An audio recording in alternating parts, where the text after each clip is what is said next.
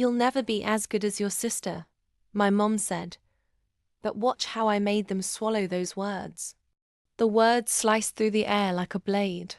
"You'll never be as good as your sister." My mother's voice dripped with venom, her smirk daring me to crumble under the weight of her comparison. But instead of breaking, I smiled. Calmly, too calmly. Then I leaned back in my chair and said, "All right then, ask her to pay your bills." The room froze.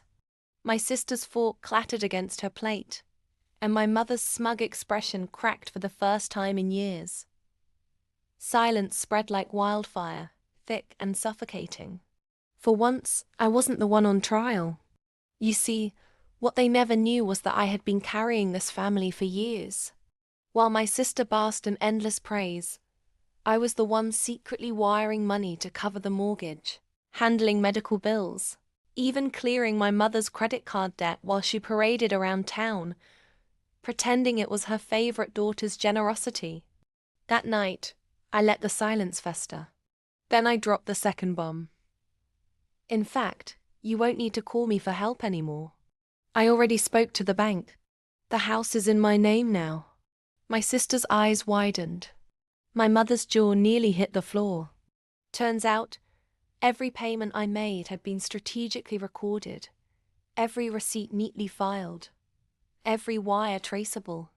While they thought they were draining me dry, I was building ownership brick by brick, payment by payment. "But that's my house," my mother stammered. "Correction," I replied, sliding the official deed across the table. "It was your house. Now, it's mine. And if I'm never going to be as good as my sister, then you'll have no problem leaning on her generosity, right?" The silence shattered into chaos. My sister protested, my mother begged, but I stood tall, finally seeing them for what they were, leeches fattened on my silence.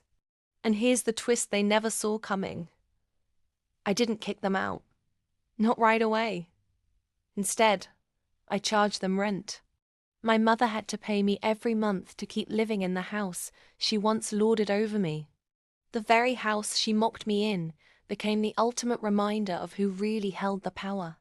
As weeks turned into months, the bitterness in her tone softened.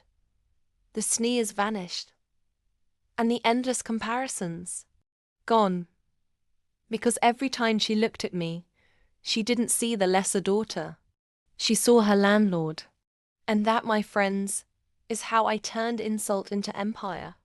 If you enjoyed this story of unexpected revenge and poetic justice, hit that subscribe button and join me for more shocking stories that will leave you speechless. Because sometimes the sweetest revenge isn't loud, it's owning the very ground they stand on.